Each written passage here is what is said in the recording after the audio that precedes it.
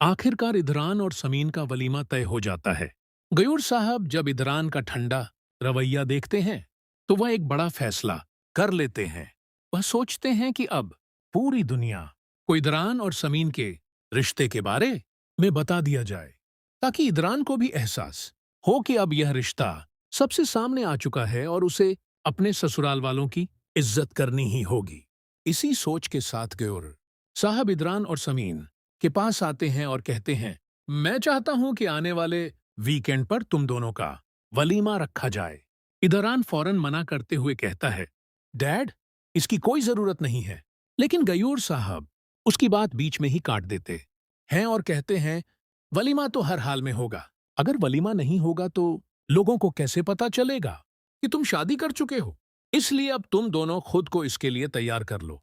वलीमे के दिन भी इदरान का रवैया समीन के साथ बेहद रूखा रहता है।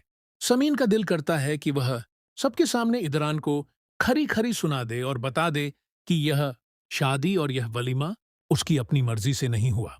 लेकिन अपने पिता की इज्जत की खातिर वह खामोश रह जाती है, क्योंकि वह जानती है कि अगर उसके बाबा जान को उसकी असली हालत का पता चल गया तो उनका दिल टूट जाएगा।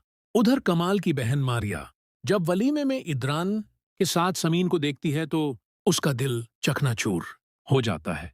जिस जिंदगी के सपने उसने अपने लिए देखे थे, आज वही जिंदगी समीन जी रही होती है। उसकी आंखों में आंसू आ जाते हैं। तभी शायला मारिया के पास आती है और पूछती है, कमाल कहाँ है? क्या तुमने उसे देखा है? मारिया रोते हुए कहती है, भाभी, क्या आपको कभी मेरी तकलीफ का एहसास हुआ? आपको हमेशा सिर्फ अपनी पड़ी रहती है। मैंने आपसे सिर्फ एक ही ख्वाहिश की थी कि मेरी शादी इदरान से करवा दें, लेकिन आपने मेरी बात की कभी परवाह ही नहीं की। शायला जवाब देती है, कभी अपने अलावा भी किसी और के बारे में सोच लिया करो। मैं खुद कमाल को ढूंढ लेती हूँ। इतना कहकर वह वहां से चली जाती है।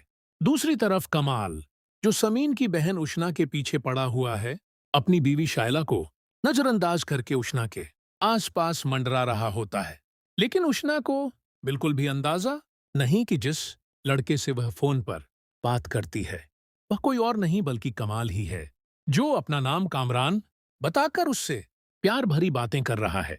वलीमे के बाद जब उष्णा घर पहुंचती है तो कमाल उसे कॉल करता है और कहता है, उष्णा, मैं तुमसे शादी करना चाहता हूं। तुम मुझे बहुत पसंद हो। उष्णा भी उसकी बातों में आ जाती है और कहती है, कामरान, क्या आप सच में सीरियस हैं? क्या आप वाकई मुझसे शादी करना चाहते हैं? कमाल जवाब देता है, हाँ, मैं पूरी जिंदगी तुम्हारे साथ बिताना चाहता हूं। इस पर उष्णा साफ कह देती है, अगर आप सच में मुझसे शादी करना चाहते हैं तो अपने घर वालों के साथ मेरे घर रिश्ता लेकर आइए। अगर मेरे अब्बा को आप पसंद आ गए तो हमारी शादी हो जाएगी। उष्णा इतनी आसानी से कमाल की बातों में आ जाएगी, यह किसी ने नहीं सोचा था।